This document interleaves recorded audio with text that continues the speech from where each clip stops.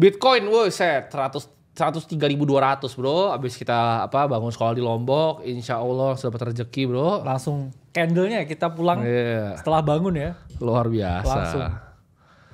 Candlenya di jalan kita ngateng. Candlenya ngateng. Karena itulah bro, pentingnya doa ya dari orang lain. Iya betul. Kalau kita barokah melakukan sesuatu ya orang kasih juga ya bro rezekinya dikasih. Betul. Gimana bro tanggapan lo? Ini Bitcoin 103.213. Oke kita buka dulu price action ya ke mereka. Karena mereka banyak yang mau tahu kan. Sesuai seperti yang diungkapkan ya kita ngomong ya. Kan kita ngomong sudah saya ungkapkan. Karena kita suruh beli bro dari 76 ya. Dikatain tuh scam ya asetnya dan lain sebagainya. 76 cuman kita kan yang nyalain kamera dan suruh orang beli. Ya, betul. Dan ya itulah bedanya ya praktisi sama. So kita dari bawah bro. Bener. Lu di kripto dari 2016 tuh masih berapa tuh 2016? Waduh. Gue begini juga masih 2016 tuh ada buktinya. Ya pas orang lain mungkin nggak ngerti industri ini eksis. Masih coli kan. Sampai sekarang masih coli juga sih. Bener. Influencer bodoh itu. Ya udah up ya 36%. Plus juga 2 minggu yang lalu kita ngomong ke teman-teman bahwa nggak ada alasan ya Bitcoin ini nggak retest lagi 100.000. Dan congratulations nih buat teman-teman yang beli dan udah up 36% lebih. So far so good. Kita masih dengan conviction kita. Target pertama kita di cycle ini ada di 100.000. Target kedua ya itu ada di 120.000. Kalau sekarang gimana price actionnya memang kita mendekati area all time high. Juga area supply ya di monthly chart. Yang mana kalau kita lihat weekly memang belum ada momentum. Tapi di sini saya bilang bahwa kita sekarang sedang berada di area resistance ya.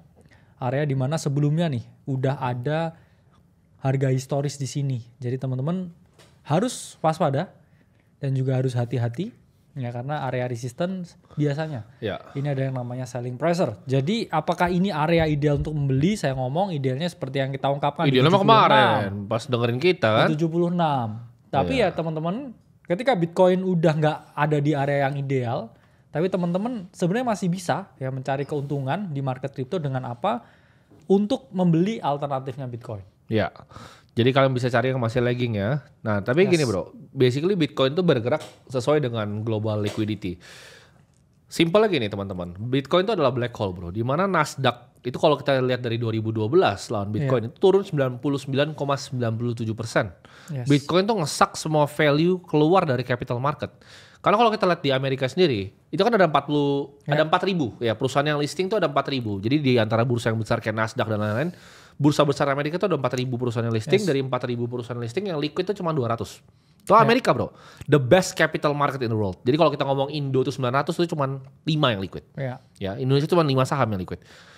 Jadi Bitcoin itu ngesak semua value karena semua orang sadar kalau lu beli properti, kalau lu beli apapun di luar dari Bitcoin, lu kalah sama 11% monetary debasement yang terjadi selama mungkin 20 tahun terakhir bro. Ya. Jadi Bitcoin sama M2 supply sama global liquidity itu mirip banget ya. Tracking chartnya mirip sekali. Jadi kalau gue mau prediksi, kita lihat ya. Ya langsung tunjukin aja. Ini adalah chart Bitcoin dan juga M2 yang mana all time-nya ini mirip pergerakannya. Ya, ini kita rubah juga ke 1 tahun. Nah, biar relevan ya dengan dikatakan Bro Timothy ya. Jadi kalau kalian cari ya GMI index dari global liquidity sama Bitcoin itu korelasinya 99% bro. Ya. Jadi korelasi Bitcoin naik ke berapa dengan global liquidity yang ada 99%. Jadi istilahnya ya bahasa gampangnya ke teman-teman, uang itu akan terus dicetak. Itulah kenapa chart M2 money supply itu selalu naik. Dan kalau kita gabungin, Bitcoin itu harganya akan selalu naik. Kenapa? Karena supply Bitcoin itu terbatas. Betul. Jadi gini, cara jelasnya simpel. Kita kan dari awal kita udah wanti-wanti bro. Jadi dari awal tahun kita yang pertama wanti-wanti. Bahkan gue udah ngomong dari tahun sebelumnya Februari turun. Kenapa gue tahu Februari turun? Karena simple, tightening. Ya. Jadi dunia ini stop nyetak uang. Jadi ketika dunia stop nyetak uang, Bitcoin itu bakal sideways terus cenderung turun bro sampai ke 76 kemarin. Nah biasanya orang-orang yang kurang ngerti, influencer tolol itu mereka taruh naratif di sekitar itu. Jadi mereka bilang, oh ini turun karena ini yang harian tuh. Oh turun karena harinya ada ini, karena harinya ada ini. Enggak.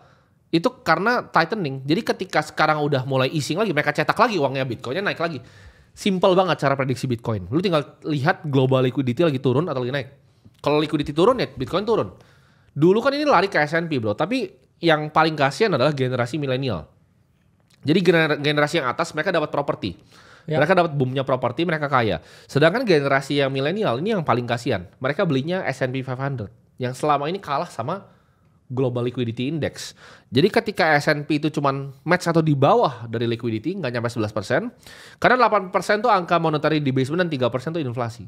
Jadi hurdle rate lu untuk berinvestasi lu harus dapat 11% per tahun dalam USD. Kalau lu tambah miskin. Makanya tadi gue dapat WA bro pagi-pagi. Apa itu? Dari salah satu agen penjual reksadana bro.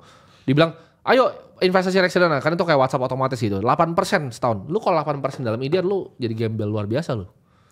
Karena 11% global debasement itu dalam USD. Jadi kalau USD lu tidak bisa lu bungai lebih dari 11% investasinya, lu tambah miskin. Sulit sekali bro itu. Sulit sekali. Dan satu dunia ini, cuman ada 2 aset bro yang bisa ngalahin 11% itu. Satu adalah Bitcoin, yang kedua adalah teknologi stocks. Ya. Jadi kalau teman-teman tarik chartnya antara S&P 500 dengan Magnificent Seven, wah itu jauh banget bro. Jadi Magnificent Seven, Apple, Nvidia, itu ngambil semua liquidity yang ada di global. Ya. Jadi banyak banget perusahaan yang mati. Untuk Apple tuh bisa jadi perusahaan yang luar biasa besar, perlu ada 20.000 perusahaan manufacturing yang mati. Untuk Nvidia jadi perusahaan nomor 1, perlu ada 10.000 perusahaan yang mati lagi. Jadi kompetisi untuk berinvestasi di bisnis itu basically impossible game bro sekarang. Ya. Lu nggak bisa ya. Dan kebanyakan perusahaan bahkan nggak bisa beat S&P 500. Jadi itulah kenapa ada kalian tanya, kenapa lu nggak pernah beli saham Indonesia? Karena nggak bisa. Gue nggak bisa kalahin monetary debasement global ya kalau gue beli saham di lokal. Satu itu di pair dengan currency lokal. Ya. Sama kayak lu mau suruh gue beli saham di Nigeria, lu gue nggak mau gitu. Orang saham di US aja kita sungkan bro. Kecuali beberapa, gue cuma pakai MicroStrategy which is ya higher betanya Bitcoin kan.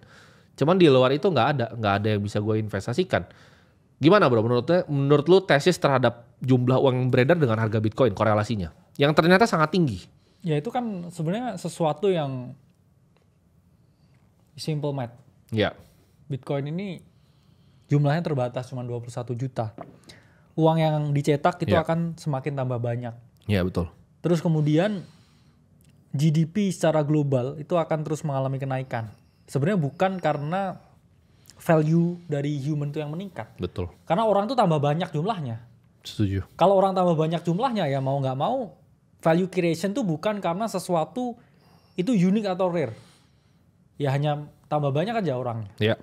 Jadi by that simple math itulah mengapa ya kita ngomong Bitcoin jumlahnya terbatas ya, finite supply, dan fiat itu infinite supply. Selalu ada cap. Iya. Kita mau masukin apapun. Saham juga ada capnya, instrumen apapun juga ada capnya. Sehingga banyak ya perusahaan-perusahaan gede ini akhirnya nggak punya pilihan lain selain ya udah dimasukin ke Bitcoin. Akhirnya begitu baru mulai kan? Karena ya itu salah satu tesis juga yang membuat kita waktu itu di 76.000 kan ada juga ya. Apa di stream sebelumnya. Waktu itu kita jelaskan ya sangat confident ya. Kita saat itu bilang kan kita bayar di sini. Di 76.000 tuh. Di 77.000 di videonya. Dan ya naik 36% karena kita tahu banget ya selain secara teknikal ya ini kan di luar kepala ya. Bagi yang udah di market lama kayak kita ini di luar kepala teknikalnya. Cuman kita juga lihat naikin sedikit bro mic-nya. Nah. M2-nya. Keselak gue ya. Keselak kan? Ya kita lihat ya M2-nya yang mana ada potensi ya kita lihatlah di sini chartnya ya. Dengan di mana ya Bitcoin tuh bottom ya 1 April. Oke, kita lihat di 1 April. Nah, di sini ya, kita tahu di sini M2 money supply ini terus ya mengalami kenaikan ya. Disitulah kita sangat confident ya dengan Bitcoin di sini double bottom dan dia mengalami kenaikan. Tepat ya di 76. Nah, ini kalau kita kecilin ya semua time frame-nya kita bahas juga ke teman-teman ya di dalam Akademi Kripto ya. That was the bottom.